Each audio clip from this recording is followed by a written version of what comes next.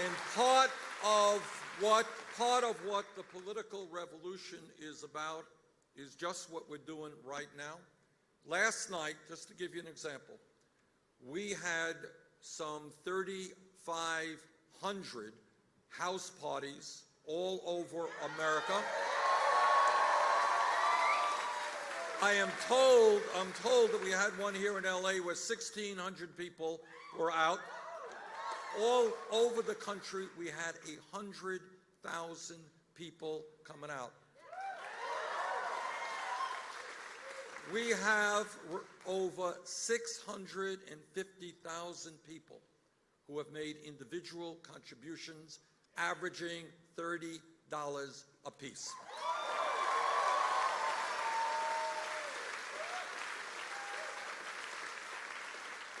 Just as a result of last night's debate, I am told that we have raised $2 million.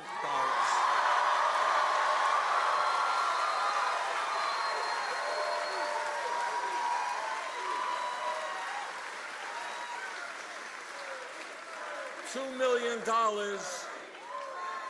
averaging something like $35 apiece. So what this is about, I raised that issue because right now there are many pundits who believe that the only way a candidate can run a successful campaign is to have a super PAC, get down on one's knees before the millionaires and billionaires, beg them for money. And what we are showing is we can run a people-oriented campaign funded by the people.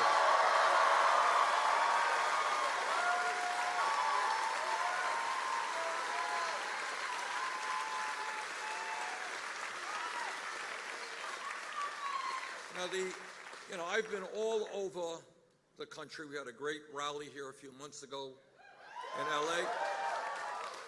And in a sense, I've spoken to God knows how many thousands of people.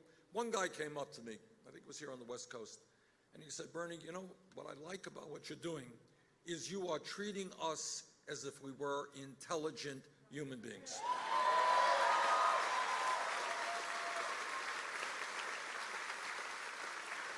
And that is also what this campaign is about.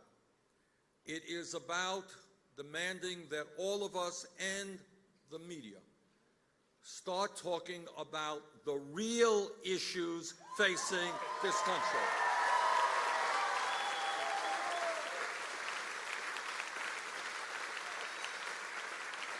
Now, if I slipped on a banana peel, leaving here, it would be on the front page of the papers.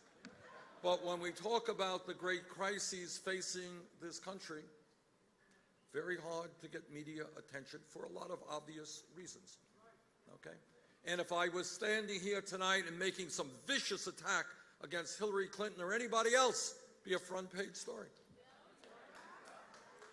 But if we talk about why the middle class is disappearing and almost all new income and wealth is going to the top 1%, not a big story.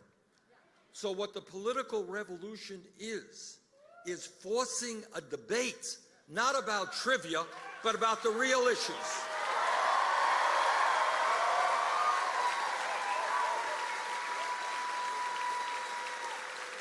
And by the way,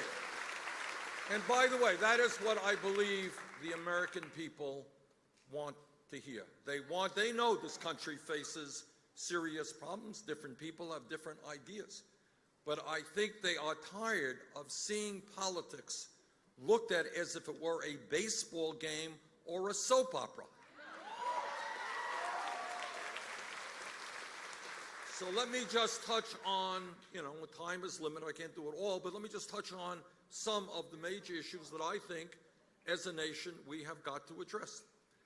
Right now, in this country, we have more income and wealth inequality than any other major country on earth, and it is worse today than at any time since the late 1920s. Okay? And we have got to ask ourselves, why is that? Why is it? And do we find it morally or economically acceptable? And I want you to hear this. Listen to this. No, we don't hear. This is not on TV. It doesn't get on TV. The top 1/10 of 1%. 1/10 of 1% owns almost as much wealth as the bottom 90%. In LA, in California, in Vermont, all over this country, we all know people who are working incredibly long hours. In fact, I don't know how many of you know this, we as Americans work the longest hours of any other industrialized country. People are working 50, 60 hours a week. They're working 2 jobs and 3 jobs. And yet, 58% of all income generated in this country is going to the top 1%. Now, I want you to hear this. I'm going to bore you for a while. All right? I